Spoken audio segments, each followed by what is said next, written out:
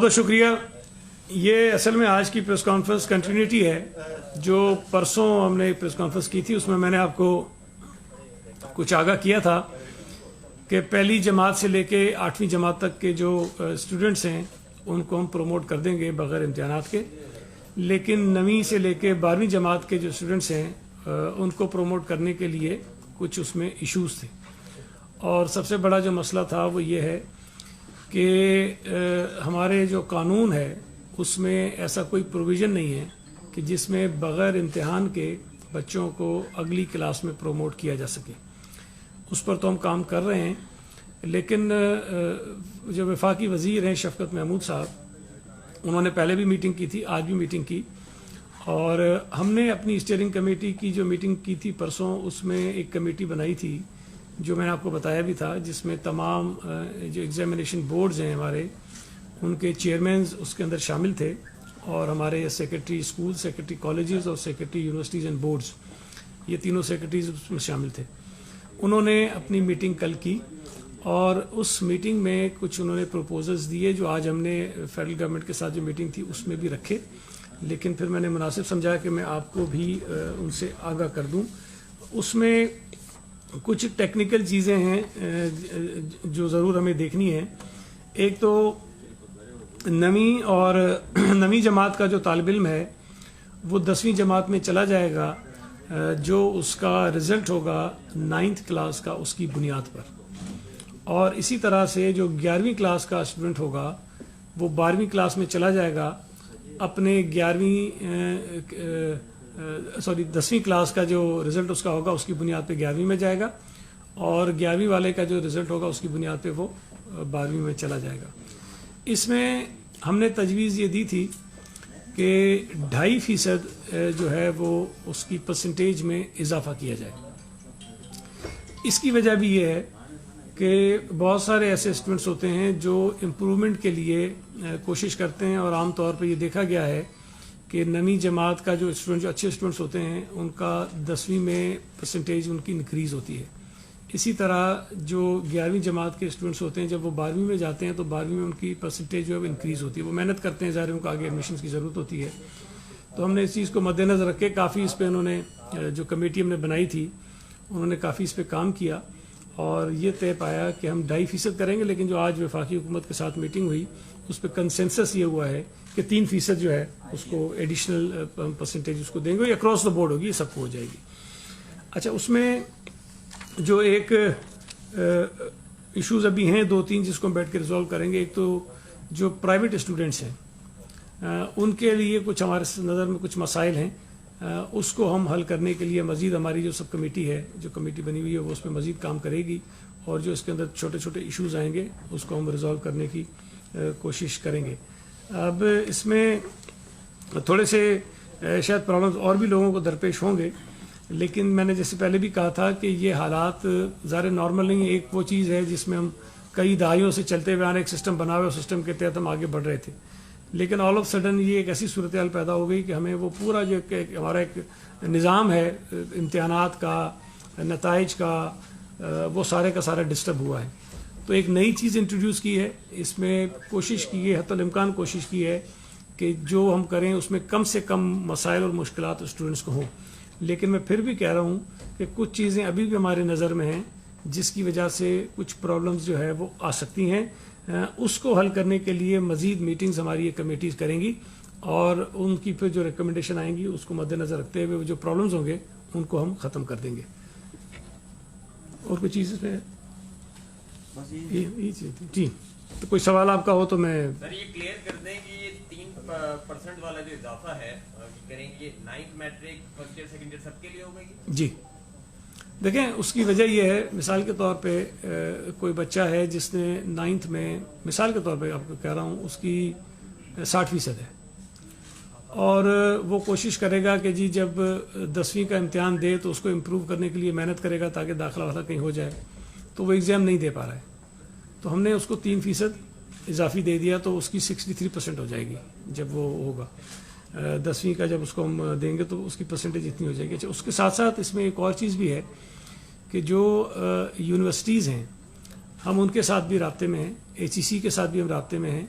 تاکہ جو امتحانات انہوں نے لینے ہیں ایڈمیشنز کے لیے میڈیکل میں، انجینئرنگ میں اور دیگر جو فیلڈز ہیں اس کے اندر جو ایڈمیشنز ہوں گے اس کو بھی ہم کسی طرح سے ان کو اس میں اکوموڈیٹ کریں، اس میں بھی زیادتی کسی کے ساتھ نہ ہو جائے، اور ظاہر ہے کہ کسی کے ساتھ کوئی فیور بھی نہ ہو جائے، کوئی ایسا طریقہ بنانے کی ہم کوشش کر رہے ہیں۔ اچھا، اس کے ساتھ ساتھ جو ٹیکنیکل کالجز ہیں ان کو بھی ہم آن بورڈ لے رہے ہیں تاکہ ان کا بھی کوئی میکانزم اسی طرح کا بنا دیا جائے تاکہ ان کے جو اسٹوڈنٹس ہیں جو بغیر اگر ایگزامس وہاں بھی نہیں ہو رہے ہیں تو وہ بھی کسی طرح آگے چلے جائیں۔ ایک تجویز اور بھی ہے لیکن میرا ذاتی خیال یہ کہ شاید وہ بھی ہمارے لیے مشکل ہوگی، وہ یہ ہے کہ کچھ اسٹوڈنٹس جو اپیئر ہونا چاہتے ہیں ان تمام چیزوں کے باوجود بھی اپنی جو پرسنٹیج ہے اس کو مزید امپروو کرنے کے لیے تو کوئی اسپیشل ایگزامس کروائے جائیں۔ اس میں اب یہ پھر ڈپینڈ کرتا ہے کہ حالات ایسے ہوں تاکہ ہم امتحان لینے کے قابل ہو جائیں، لیکن میرا خیال ہے کہ شاید ہمارے لیے وہ بھی مشکل ہوگا۔ لیکن میں نے بتایا نا کہ کچھ ایشوز ضرور ایسے ہیں جو ہمارے سامنے آ رہے ہیں، اس کے لیے ہم جو ہے وہ اپنی کمیٹی کو ہم نے پھر کہا ہے کہ وہ بیٹھیں۔ اچھا، ایک اور بھی مسئلہ شاید آپ سوال بھی مجھ سے کر لیں کہ کچھ ایسے بچے بھی ہیں جو کچھ پیپرز میں فیل ہیں، کہ ایک دو پیپرز میں وہ فیل ہو گئے، تو ان کے لیے یہ رائے ہے کہ اگر کوئی ایک دو پیپرز میں فیل ہے تو ہم اس کو پاسنگ مارکس دے کے اس کو ہم آگے پروموٹ کر دیں اس اگلی کلاس کے اندر، اس کو پاسنگ مارکس دیں۔ آنے والے دنوں میں جو کالجز کے داخلہ ہوں گے وہ کس کرائٹیریا پہ ہوں گے؟ مطلب جو پرانا سسٹم چل رہا تھا، کیونکہ ابھی تو آپ پروموٹ کر رہے ہو، پھر جب اگر اسٹوڈنٹس کو جو کالجز میں داخلہ لینے کے لیے تو کیا کس طرح وہ مطلب پسندیدہ نہیں، دیکھیں میں نے آپ کو ایک بتایا کہ ہم نے یہ کیا ہے کہ 3% اضافی نمبر دے کے ہم اس کو پروموٹ کر رہے ہیں، تو اب جس کالج میں ایڈمیشن جس پرسنٹیج پہ ہو رہا ہے اسی پرسنٹیج کے مطابق ہو جائے گا۔ اچھا، جو میڈیکل کے ایڈمیشنز ہیں اس میں آپ کو پتہ ہے کہ وہ ان کے اپنے ٹیسٹ ہوتے ہیں الگ سے، اور ان ٹیسٹ میں جو بچہ یا بچی ایک ان کی جو اسٹینڈرڈ ان کا ہوتا ہے ایڈمیشنز کا، اس کے مطابق اگر وہ نمبرز لے لیں گے تو وہ کوالیفائی کر جاتے ہیں، اگر وہ نہیں لیں گے تو نہیں کریں گے، تو ان کا اپنا ایک سسٹم ہے، وہ تو فالو کریں گے، اس میں ہم نہیں چاہیں گے کوئی کمپرومائز ہو، اس لیے کہ یہ میڈیکل میں انجینئرنگ میں جو ہے وہ اسی طرح کا چلتا رہے گا۔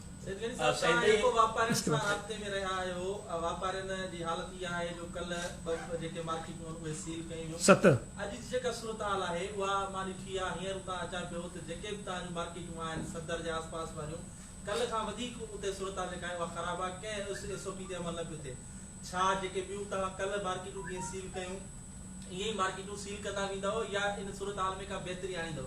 ॿियो नंढड़ो सवाल मुंहिंजो इहो आहे त IB पास जेके हेड मास्टर आहिनि उन्हनि खे जुलाई ताईं एक्सटेंशन ॾिनी हुई, 1 महीनो उन्हनि में जी बचियो आहे, छा हाणे उन्हनि खे तव्हां पंहिंजो एक्सटेंशन ॾींदव, मुस्तक़िल कंदव, छा कंदव इन्हनि जो, छा कंदव؟ دیکھیں، ایک تو جو مارکیٹس کی آپ نے بات کی ہے نا، مارکیٹس ہم جو ہماری یہیں پہ اسی ہال میں تمام تاج تنظیموں کے نمائندے آئے تھے، چیف منسٹر صاحب بیٹھے تھے، اور اس سے پہلے جب ہم سے انہوں نے ملاقات کی تھی کیبنٹ کے کچھ ممبر سے، اس میں بھی ہم نے ان کو کہا تھا، اور بار بار ڈیمانڈ بھی وہ یہ کرتے تھے کہ آپ ہمیں کاروبار کرنے کی اجازت دیں اور سخت سے سخت SOPs بنائیں، ہم اس پہ عمل کریں گے۔ یہ ان کی اپنی ڈیمانڈ بھی تھی اور ان کی خواہش بھی تھی۔ ہم نے ان کے کہنے پر ان کو کاروبار کرنے کی اجازت دی اور SOPs بنائیں۔ اب SOPs پر عمل درآمد کرنا ان کی ذمہ داری بنتی ہے کہ اس پہ کریں۔ جب 2-3 دن نہیں ہوا تو ہم نے ان کو یہ بتایا کہ یہ وائلیشن ہو رہی ہے اور آپ لوگوں کی جو وائرس پھیلانے کا سبب بن سکتے ہیں آپ کی یہ دکانیں اور مارکیٹس، اور ان کو اعتماد میں لے کر ہم نے کل جو ہے وہ 7 کے قریب بازار جو ہیں وہ ساؤتھ میں سیل کیے اور کچھ دکانیں ڈسٹرکٹ ایسٹ میں ہم نے سیل کی تھی، بڑی دکانیں۔ اور یہ بات میں پھر کہہ رہا ہوں کہ اگر کوئی بھی شخص، کوئی بھی تاجر اپنا کاروبار کرنا چاہتا ہے تو اس کو SOPs فالو کرنے ہوں گے۔ اگر وہ فالو نہیں کریں گے ہم دکانیں سیل بھی کریں گے، ہم جرمانے بھی کریں گے، اور جو اقدامات حکومت کر سکتی ہے وہ کرے گی۔ دوسرا، جو آپ نے IBA کے تھرو جو اپوائنٹ ہوئے تھے ہمارے ہیڈ ماسٹرز، ان کی بات کی، اس پر ہم بالکل کلیئر ہیں، ہم ان کو ریگولر کریں گے، ہم ان کو کرنا چاہتے ہیں، لیکن ظاہر ہے کہ کوئی ایسے طریقہ کار سے ہم کریں گے جس سے آگے چل کر ان کے لیے مسائل پیدا نہ ہوں۔ اب تو یہ صورتحال بھی ہوتی ہے کہ ایک فیصلہ آج اگر کوئی ہو جائے تو 5 سال بعد، 10 سال بعد، 15 سال بعد بھی ایک عدالت کا فیصلہ کوئی آ سکتا ہے اگر ہم نے وہ کام غلط طریقے سے کیا ہوگا۔ تو ہماری خواہش صرف اتنی ہے کہ اگر ہم کوئی ایک کام کریں، ان کو اگر ریگولائز کریں تو کسی ایسے طریقے سے کریں جس سے آگے چل کر ان کے لیے مسائل پیدا نہ ہوں اور وہ پرماننٹلی ان کے سر پہ کوئی تلوار لٹکی ہوئی نہ ہو۔ وہ ہم انشاءاللہ کریں گے، ان کے ساتھ پوری ہمدردیاں ہماری شامل ہیں۔ دوسرا، آپ نے کہا کہ وہ جولائی میں اگر وہ ختم ہو رہا ہے، وہ انشاءاللہ تعالی ہم وہ ایشو نہیں ہے، ہم ان کو کنٹینیو بھی کریں گے اور ان کو ریگولائز بھی کر دیں گے۔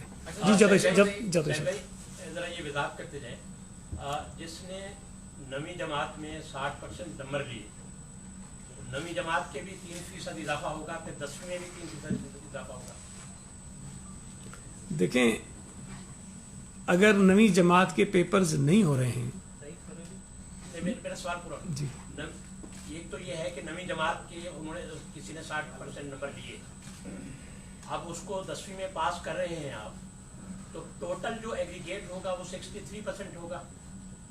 دیکھیں دوسرا یہ ہے کہ اگر کوئی کسی بھی وجہ سے ابسینٹ رہا ہے نویں میں, وہ پیپر نہیں دے سکا ہے, بیمار ہو گیا ہے, کچھ ہو گیا ہے, ایکسیڈنٹ ہو گیا ہے, اس کے لیے کیا ہے, یا کوئی پیپر میں اپیئر ہی نہیں ہوا. میں سوری, میں آپ کو تھوڑا اور کلیئر کر دیتا ہوں, میرے خیال ہے میں نے زیادہ اس کی وضاحت نہیں کی, میں اور اس کو کلیئرفائی کر دیتا ہوں. دیکھیں جو 10ویں جماعت میں ہے اس وقت, یا جو 12ویں جماعت میں اس وقت, اس کے لیے ہمارے پاس رزلٹ موجود ہے.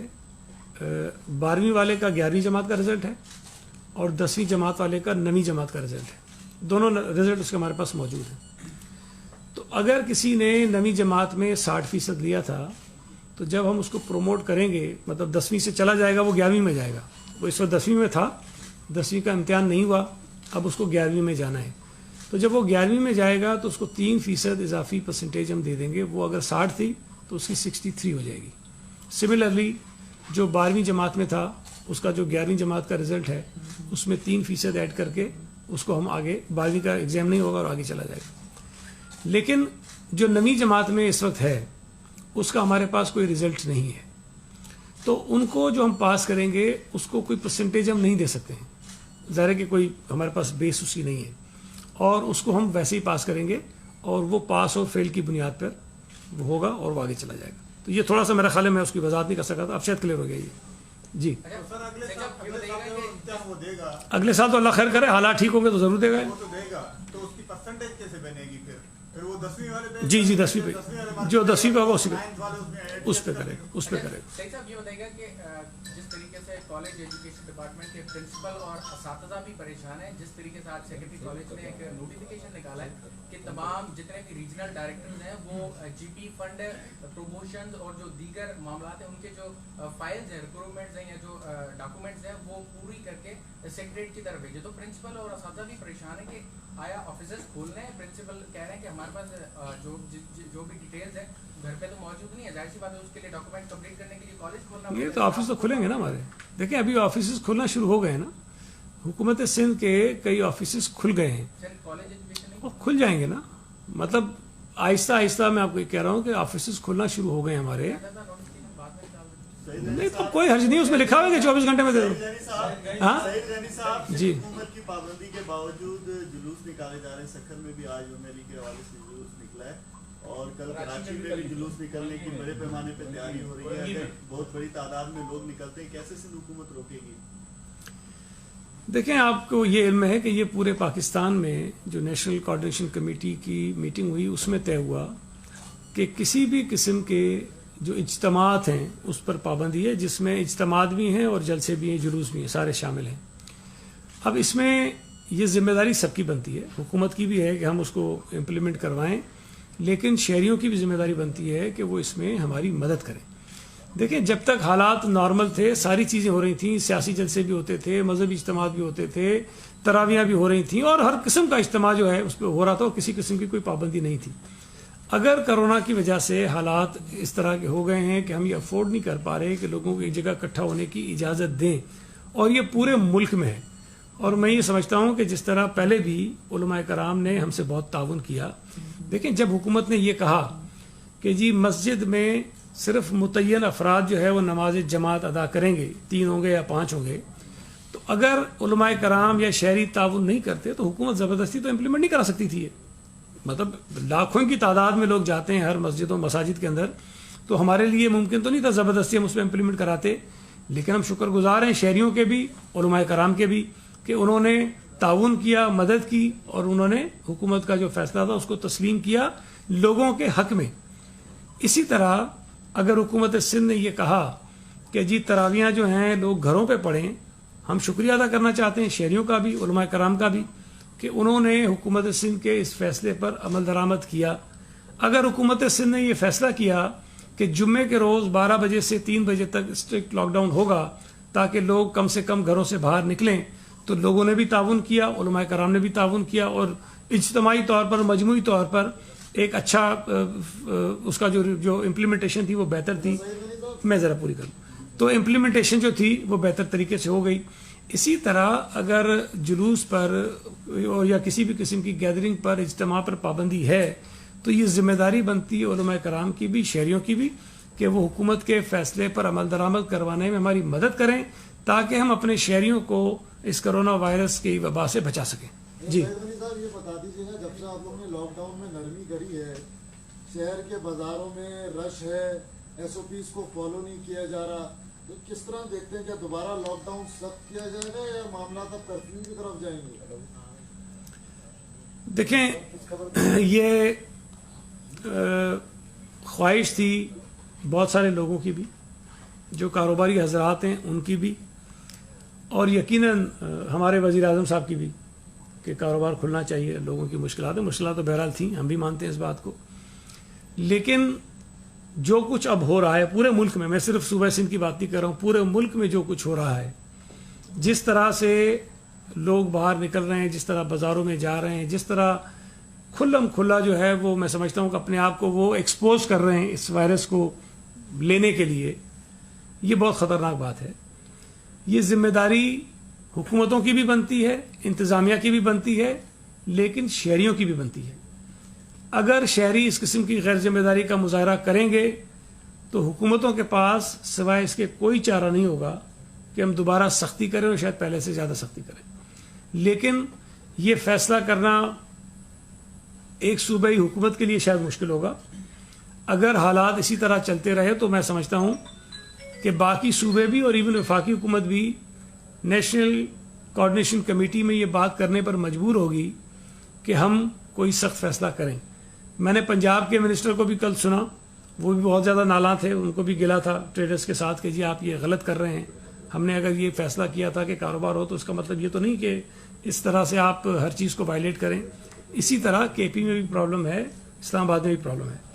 तो ये डिपेंड करता है शहरियों के अपने रवैये के ऊपर, जो ट्रेडर्स हैं, जो बिजनेस कम्युनिटी है, उनके अपने रवैये के ऊपर कि वो किस तरह से रिस्पॉन्ड करते हैं हुकूमत की जो एहतियाती तदाबीर है उसके ऊपर। तो ये डिपेंड करता है हालात के ऊपर। मैं अभी बैठ के नहीं कहता हूँ कलम बंद कर देंगे, मैं ये नहीं कहता हूँ कलम खोल देंगे। अगर रवैया अच्छा रहा, एहतियाती तदाबीर इख्तियार की गई, तो ये मुमकिन है कि मजीद कारोबार खोलने की इजाज़त दे दी। लेकिन अगर इसी तरह की सूरत हाल रही और लोग आपस में मिलते जुलते रहे और हालात ख़राब रहे तो मुमकिन है कि मजीद सख्तियाँ करनी पड़े। ठीक है जी। साहब ये बताइएगा कि अली आदिल शेख के हवाले से एक रिपोर्ट गर्दिश में एंटी करप्शन की, ये वही अली आदिल शेख है कि वज़ीर आला साबिक़ वज़ीर आला मुराद कायम अली शाह उनकी भी काबीना में थे। उस वक्त क्या वजह है कि इस तरह की रिपोर्टें नहीं है, आ जाने की क्या वजूहत है, इतनी ताक़ीद से क्यों? आप ही की हुकूमत है तकरीबन 15। ये तो देखें, ये तो डिपेंड, ये NFC अवार्ड के हवाले से बताइएगा कि जो सिंध अपना सदर साहब ने तश्कील दी उस पर क्या तहफ़्फ़ुज़ात हैं या नहीं है, तो कबूल करेंगे? देखिए, पहली बात तो ये है कि अगर एक जुर्म किसी ने 5 साल 10 साल पहले भी किया हो और किसी को पता ना हो और 5 साल बाद पता चले तो आप इस बुनियाद पे तो उसको नहीं माफ़ कर सकते जी क्योंकि 5 साल पहले हुआ था। अगर तहकीकात हुई हैं और तहकीकात के नतीजे में ये चीज़ें सामने आई हैं कि उन्होंने ज़मीनों पर कब्ज़े किए हैं और इसके वाज़े शवाहिद मौजूद हैं तो इसमें कोई हर्ज नहीं है। अगर पीपल्स पार्टी के लोगों के खिलाफ कार्रवाई हो सकती है, PMLN के खिलाफ हो सकती है, सरकारी अफसरों के खिलाफ हो सकती है, सहाफ़ियों के खिलाफ हो सकती है, चैनल के मालिकान के खिलाफ हो सकती है। तो ये तो नहीं लिखा हुआ कि अगर कोई शख्स अपोजिशन में है और उसने ज़मीन पर कब्जा किया तो उसके खिलाफ कार्रवाई नहीं होनी चाहिए, बिल्कुल अक्रॉस द बोर्ड होनी चाहिए। दूसरा जो आपने NFC का सवाल किया, देखिए मैंने जो पढ़ा नेशनल फाइनेंस कमीशन के उस आर्टिकल को ग़ालिबन 160 है, उसके मुताबिक जो TORs होने चाहिए, इन TORs में शायद थोड़ा सा उसको बढ़ा के पे दिया गया है, लेकिन इस पर हुकूमत सिंध अपना एक ऑफिशियल जवाब उनको भेजेगी। मेरा ख्याल है वो आ जाएगा तो वो ज़्यादा मुनासिब होगा कि फिर उसके बाद हम उस पर बात कर लेंगे। ये बता दीजिएगा कि माज़रत कबूल किया आपके इसलिए कि कॉलेज और यूनिवर्सिटी में जाने के लिए आपके पास मास्क का मामला होता है, मेडिकल और इंजीनियरिंग यूनिट में सीट्स भी कम होती है, तो इस नए फार्मूले के तहत किस तरह उन्हें? मैं इसका जवाब दे चुका हूँ, लेकिन ये कि यूनिवर्सिटीज़ में जो एडमिशन्स होते हैं या मेडिकल कॉलेजेस में होते हैं, उनका अपना एक तरीक़ेकार है और वो अपना टेस्ट अलग से लेते हैं। वो सिर्फ इस परसेंटेज की बुनियाद पर नहीं करते हैं। हम उनसे भी राब्ते में हैं कि अगर ये जो हम प्रमोट कर रहे हैं बच्चों को बगैर इम्तिहान के, उसकी वजह से अगर कोई प्रॉब्लम आ रहा है तो उसको हम रिजॉल्व कर लेंगे, हम उसके साथ राब्ते में हैं। अच्छा, शुगर सब्सिडी के हवाले से हुकूमत सिंध का ये दावा है कि 17, 18, 19 में तकरीबन हमने कोई सब्सिडी नहीं दी है, ठीक है, ये हुकूमत सिंध का दावा है। लेकिन अली मादिल शेख अभी कह रहे थे कि जनवरी के महीने में जो आपकी काबीना का इजलास हो, उसमें 4 अरब रुपए जो है सब्सिडी दी है। क्या हकीकत है? आप एक तरफ दावा कर रहे हो कि हमने नहीं दिए, अगर नहीं दिए तो फिर वो दावा किस तरह कर रहे हैं वो? देखें, पहले आप आ जाएं वो जो कमीशन वजीर आज़म साहब ने बनाया, चीनी की कीमतें बढ़ी, उन चीनी की कीमतों में जो इजाफा हुआ उस पर वजीर आज़म साहब ने एक कमीशन बनाया कि आप तहकीकात करें कि ये क्यों हुआ है, और फिर उसके अंदर उसके TORs बनाए गए। उसके TORs में ये लिखा हुआ है कि साल 2018 और 19, 2018 और 2019 के साल में जो चीनी की कीमतों में इजाफा हुआ या सब्सिडी दी गई, उस पर आप तहकीकात करें। साल 2018 और 19 में सूबा सिंध की हुकूमत ने कोई सब्सिडी नहीं दी, और कानून के मुताबिक जो भी इस किस्म के कमीशन बनते हैं वो अपने TOR से बाहर नहीं जा सकते हैं। या तो उस कमीशन के TORs को चेंज किया जाए और बताया जाए कि नहीं, 1947 से लेकर 2020 तक जितनी भी सब्सिडीज हुई हैं, चीज़ें हुई, उसकी तहकीकात करेगा, फिर तो चलें, ठीक है, सबको बुला लें। लेकिन अगर उसके TORs में लिखा हुआ है कि साल 2018 और 19 पे आप करें, तो फिर उससे पिछले सालों में वो नहीं जा सकते, नंबर 1। दूसरी बात, जो उन्होंने, जिनका आपने जिक्र किया कि उन्होंने कहा है, वो भी सब्सिडी गुज़िश्ता बरसों की थी जो पेंडिंग थी, जो ड्यू थे हमारे पर, जो ड्यूज थे पिछले, उसमें सब्सिडी ऐसी थी कि फेडरल गवर्नमेंट ने भी दी थी और प्रोविंशियल गवर्नमेंट ने भी दी थी, और जो पैसे फेडरल गवर्नमेंट के ऊपर वाजिबुल अदा थे वो फेडरल गवर्नमेंट ने अदा कर दिए थे थ्रू स्टेट बैंक, और हमने भी थ्रू स्टेट बैंक ही देने थे। सिंध गवर्नमेंट ने अपनी अदायगियां नहीं की थी, तो वो जो पिछली अदायगियां थी वो हमने की हैं। 2018 और 19 में या 19 और 20 में सिंध हुकूमत ने चीनी के ऊपर कोई सब्सिडी नहीं दी है, ये बिल्कुल वाज़ेह है। सही भाई, कल परसों जो है वो एक डैम की इनॉग्रेशन की गई है और बड़ी खुशियां मनाई जा रही हैं वहाँ पे, लेकिन सिंध हुकूमत इस पर क्या मौक़िफ़ रखती है कि जो डैम तामीर हो रहा है और जो 91 वाटर अकॉर्ड है उसकी पासदारी क्या हो रही है? क्या आप उससे आपको इत्मीनान है सिंध हुकूमत को? और अगर ये डैम बनेगा तो क्या जो डेल्टा में पानी आना चाहिए और जो अकॉर्ड के मुताबिक सिंध का पानी है वो आएगा, उसके हवाले से सिंध की क्या पॉलिसी? देखें, इस पर जो डैम का इफ्तिताह हुआ इस पर आप देखें, मैं समझता हूँ कि ये जो डैम के ऊपर आप मौक़िफ़ ले रहे हैं, मैंने इसको भी तफसील से देखा नहीं, तो मुनासिब नहीं है कि मैं इस पर बात कर लूँ। इस पर वाज़ेह मौक़िफ़ सिंध हुकूमत इस पर वाज़ेह मौक़िफ़ दे देगी। लेकिन जो दूसरी बात आपकी है कि 1991 का जो वाटर अकॉर्ड है उसके ऊपर अमल दरामद उस तरह से नहीं हो रहा, उसके ऊपर रिजर्वेशन हम वक्तन फ़वक्तन शो करते भी रहते हैं और अपने एतराज़ात उठाते भी रहते हैं। सही भाई, ये बताइएगा, हेल्थ के इशूज़, ज़ाहिर सी बात है वो हेल्थ मिनिस्टर से रिलेटेड है, लेकिन सिंध की बाकी तमाम वज़रा जो हेल्थ के इशूज़ पे मीडिया से बात करते रहते हैं, हेल्थ की वज़ीर खुद कहाँ गायब है, आइसोलेशन में? अच्छा, इसी के साथ आप अटैच कर लें एक छोटा सा सवाल। पीर जो गोट का स्कैंडल जो है वो आपके पहले उसकी बात कर लो। इसी के साथ ही है सर। 88 दोबारा टेस्ट जब किए गए वहाँ के, तो उसमें से 27 मैं बताता हूँ। देखिए, पहली बात यह है कि मैं ये समझता हूँ कि हमारी हेल्थ मिनिस्टर बहुत ज़्यादा फ़ाल हैं और जो उनका काम है वो बहुत ज़्यादा बड़े अच्छे तरीके से काम कर रही हैं। इस कोरोना के पूरे इशू पर जब से ये शुरू हुआ है 26 फरवरी से 27 फरवरी से, जब से हुकूमत सिंध ने इसमें प्रोएक्टिवली काम किया है, चीफ मिनिस्टर साहब की क़यादत में जितने भी मिनिस्टर्स ने काम किया है उनमें सबसे ज़्यादा बेहतर तरीके से, फ़ाल तरीके से अपने डिपार्टमेंट को जिस तरह उन्होंने मैनेज किया है, काम किया है, उसमें हेल्थ मिनिस्टर साहिबा शामिल है। अब ये ज़रूरी नहीं है कि हर शख्स जो है वो टीवी पर नज़र आए।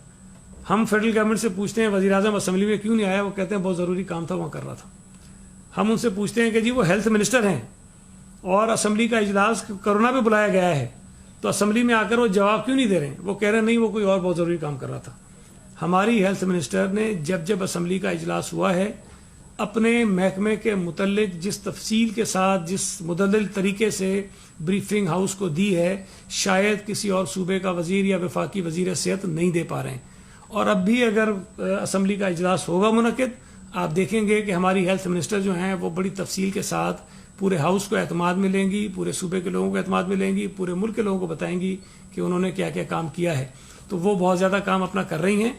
ज़रूरी नहीं है कि हर शख्स, मेरे जितना मुझे शौक है टीवी पे आने का, हर आदमी को इतना ही शौक हो। वो काम ज़्यादा करती हैं, मैं ज़रा शायद काम उनके मुकाबले में कम करता हूँ। थैंक यू जी। हाँ सॉरी, ये पीर जो कोट वाली बात। अच्छा, ये सवाल पूछा आपने। देखिए, मैंने जो तफसीलात थी कुछ देर पहले तक, उसमें 50 के करीब जो थे जो पीर जो गोट के जो सैंपल्स थे वो कराची में दोबारा टेस्ट हुए 50 के करीब। हो सकता है उसके बाद नंबर बढ़ गया हो जो आप कह रहे हैं, लेकिन जो मैंने जब मालूम किया था 50 थे। उन 50 में से 15 जो हैं वो पॉजिटिव हैं और बाकी नेगेटिव हैं। अच्छा, ये वो लोग हैं सारे, इनका पहला जो टेस्ट हुआ था वो आज से 10 रोज कबल हुआ था। 8 मई को हुआ था। 8 मई को हुआ था। आज क्या डेट है? आज क्या डेट है? 14 है। मैं जो बता रहा हूँ आपको, जरूरी नहीं कि सारे 8 को हुए हैं, हो सकता है कुछ उससे पहले भी हों। उसमें जो नेगेटिव हुए हैं, जो नेगेटिव हो जाते हैं, उस पर WHO का स्टैंडर्ड ये है, SOPs उनके ये हैं कि उसका सेकंड टेस्ट आप लेते हैं दोबारा रिकन्फर्म करने के लिए कि ये वाकई नेगेटिव है। तो जिनके नेगेटिव आए हैं उनका दोबारा एक टेस्ट होगा और उसके बाद आप कह सकेंगे कि हाँ ये बिल्कुल क्लियर हो गए, चले गए। अच्छा, ये कोरोना का टेस्ट अगर एक किसी का होता है तो जिस दिन हम टेस्ट करते हैं ज़रूरी नहीं है कि ये वायरस उसी दिन वायरस ने उसको अटैक किया हो। ये पॉसिबिलिटी होती है कि उसको ये 2 दिन, 3 दिन, 4 दिन, 5 दिन, 6 दिन पहले से हो। और 15 दिन का ये जो एक साइकिल बताते हैं वो 15 दिन, ज़रूरी नहीं कि जिस दिन आप टेस्ट करें उसके 15 दिन के बाद दूसरा टेस्ट होगा तो वो नेगेटिव होगा। वो 10 दिन भी हो सकते हैं, वो 8 दिन भी हो सकते हैं, वो 9 दिन भी हो सकते हैं, और बाज़ केसेस में तो शायद कुछ 2-4 दिन भी हो सकते हैं। कि अभी गवर्नर साहब का जो आपने सुना, जब उन्होंने एक टेस्ट अपना करवाया दूसरा तो वो पॉजिटिव था और उसके कुछ ही दिनों बाद, शायद 2-3 दिन के बाद दोबारा कराया तो नेगेटिव हो गए वो। तो आप ये नहीं कह सकते कि जी वो पॉजिटिव था तो 3 दिन के बाद नेगेटिव कैसे हो गया। इसलिए नेगेटिव हो गए कि वो पहले से चलता हुआ आ रहा था उनका। इसी तरह फैसल ईदी साहब का जब टेस्ट हुआ तो जब पहला टेस्ट हुआ वो पॉजिटिव थे, फिर दूसरा टेस्ट हुआ कुछ दिनों बाद, 7-8 दिन के बाद वो पॉजिटिव थे, फिर जब 3-4 दिन के बाद उनका टेस्ट हुआ तो नेगेटिव हो गए थे। तो ये 15 दिन का साइकिल जरूर होता है, लेकिन ये डिपेंड करता है कि वो वायरस किस दिन उसको वो वायरस लगा था और उसके बाद 15 दिन का होता है। तो ये समझ लेना कि जी वो सारे के सारे टेस्ट गलत थे, इन टेस्टों से ये कतन साबित नहीं होता। दूसरी चीज आपको बता दूं, ये जो मीटिंग्स में मैं बैठता रहा, जो मैंने सुना है, जो एक्यूरेसी है इस टेस्ट की वो 70% है, और ये दुनिया भर में है, सिर्फ यहाँ नहीं, ये दुनिया भर में ये एक्यूरेसी 70% है। अच्छा, हमारे यहाँ सूबा सिंध में खास तौर पे चूंकि लोगों ने ये तय किया हुआ है कि हमने इसको मुतनाज़ा बनाना है, हमने इस पर शोर करना है, तो ये चीज़ें आपके सामने आ जाती हैं। पंजाब में, KP में, बलूचिस्तान में, इस्लामाबाद में जो अपोजिशन है वो इंतहाई जिम्मेदार है। इस इशू पर हम पॉलिटिकल पॉइंट स्कोरिंग नहीं कर रहे हैं, इस इशू पर हम हुकूमतों को ख़राब करने में नहीं तुले हुए हैं। अगर वहाँ पर भी ये चीज़ें हम निकालना शुरू कर दें तो आपको शायद सूबा सिंध के मुकाबले में ज़्यादा खराबियाँ वहाँ नज़र आना शुरू हो जाएंगी। तो ये जो मैं बार बार यहाँ कहता हूँ ना कि ये कोई PTI की और कोरोना की बहुत करीबी रिश्तेदारी है। मतलब मैं बुरा बोलता हूँ कोरोना को, PTI मुझ पर पड़ जाती है। डॉक्टर्स बेचारे, मोतबर डॉक्टर्स, बड़े बड़े डॉक्टर्स यहाँ कोरोना के खिलाफ करते हैं प्रेस कॉन्फ्रेंस, PTI उनके पीछे पड़ जाती है। किसी इदारे की रिपोर्ट आती है कोरोना के खिलाफ, PTI उसके पीछे पड़ जाती है। तो इनको पता नहीं क्यों इतना नागवार गुजरता है कि हम कोरोना को बुरा क्यों कहते हैं, हम कोरोना को खतरनाक क्यों कहते हैं, हम कोरोना को पाकिस्तान के मुल्क के जो शहरी हैं उनका दुश्मन क्यों कहते हैं। तो मैं गुजारिश करना चाहता हूँ हमारे इन PTI के लोगों से, आपका अजीज तरीन कोरोना जो है वो मुल्क के लोगों के लिए मुसीबत बना हुआ है। खुदा के लिए हमें इससे लड़ने दो। अगर आप हमारे साथ खड़े होकर उससे लड़ नहीं सकते, आपको बुरा लगता है, तो कम से कम खामोश बैठ जाओ ताकि हम आपके इस अजीज से लड़ें और इसके मुल्क के लोगों की जान छुड़ाएं। सवाल ये है, थैंक यू।